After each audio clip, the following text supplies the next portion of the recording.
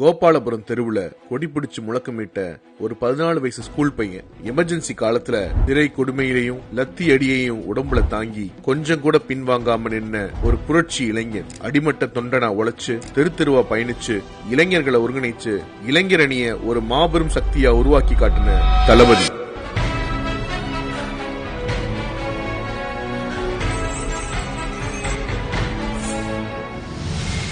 இது ஒரு நாள்ல கிடைச்ச தலைமை இல்ல, ஒரு தேர்தல்ல கிடைச்ச அங்கீகாரமும் இல்ல. பல ஆண்டுகள் போராடி தோத்து திரும்ப எழுந்து தன்னைத்தானே செதுக்கிக்கிட்ட ஒரு தலைவனோட வரலாறு.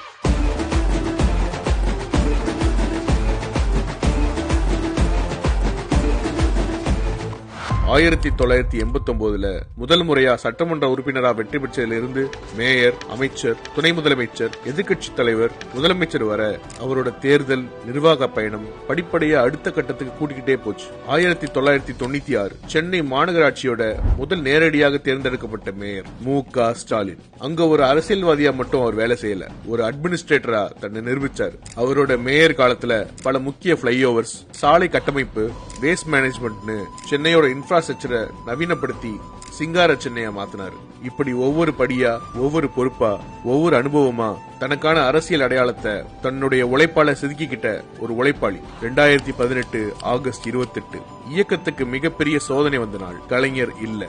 அரை நூற்றாண்டுக்கும் மேலாக தமிழ்நாட்டு அரசியலின் மையத்தில் நின்ன ஒரு மாபெரும் தலைவர் இல்ல. அப்போ ஒரு கேள்வி எழுந்துச்சு, கலைஞர் இல்லாம திமுக என்ன ஆகும்? இந்த இயக்கத்தை யார் வழிநடத்துவாங்க? இந்த கட்சி இதே வலிமையோட இருக்குமா? எதிரிகள் காத்திருந்தாங்க, விமர்சகர்கள் பார்த்துட்டு இருந்தாங்க, தொண்டர்கள் எதிர்பார்த்துட்டு இருந்தாங்க. அந்த நேரத்துல 50 வருஷ அரசியல் உழைப்புக்கு கிடைச்ச அங்கீகாரமா 2018 ஆகஸ்ட் 28 திராவிட முன்னேற்ற கழகத்தின் தலைவராக பொறுப்பேற்றார் மு.க. ஸ்டாலின். அன்னைக்கு அவர் ஏத்துக்கிட்டது ஒரு பதவி மட்டும் இல்ல, கலைஞர் விட்டுட்டு போன ஒரு மாபெரும் இயக்கத்தின் பொறுப்பு.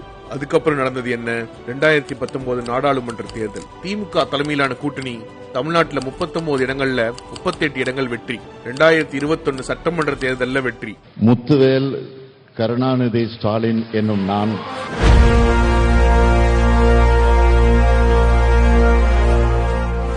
மே 7, 2021 பல ஆண்டுகளா நடந்த அந்த அரசியல் பயணத்தோட அறுவடையா தமிழ்நாட்டின் முதலமைச்சர் நாற்காலியில் உட்கார்ந்தாரு மு.க. ஸ்டாலின். அந்த ஆட்சிக்கு அவர் கொடுத்த பெயர் திராவிட மாடல்.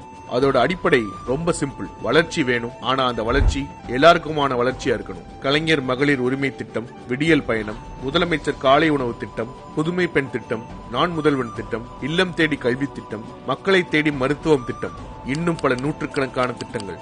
இதுதான் அவர் முன்வச்ச விடியலுக்கான திராவிட மாடல் ஆட்சி.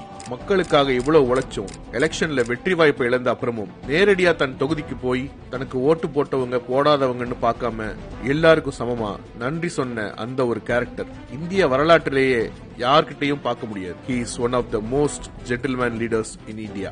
எலெக்ஷன் ரிசல்ட்ல அவர் வெற்றி வாய்ப்பை இழந்திருக்கலாம், ஆனா அவரோட பெருந்தன்மையும் மனிதநேயமும் அவரை எல்லார் மனசுலயும் ஒரு நிரந்தர வெற்றியாளரா மாத்திருக்கு. மரபணுவுல போராட்டம், ரத்தத்துல திராவிடம், உழைப்புல உண்மை. கலைஞரோட குரலா தமிழ்நாட்டோட முகமா 8 வருஷமா கழகத்தை நடத்த தலைவர் மு.க. ஸ்டாலின். 8 ஆண்டுகள் தலைவர் என்பது காலத்தின் கணக்கு. அந்த தலைமைக்கு பின்னால் இருக்கிறதோ அரை நூற்றாண்டுக்கும் மேலான உழைப்பின் கணக்கு. பதவி தானா தேடி வரலாம், ஆனா தலைமைய ஒரு பெரும் போராட்டத்தால தான் அடைய முடியும். அந்த போராட்டத்துக்கு ஒரு வரலாறு இருக்கு, அந்த வரலாறுக்கு ஒரு பெயர் இருக்கு. அந்த போராட்டத்தோட மறுபெயர் தான் முத்துவேல் கருணாநிதி ஸ்டாலின்.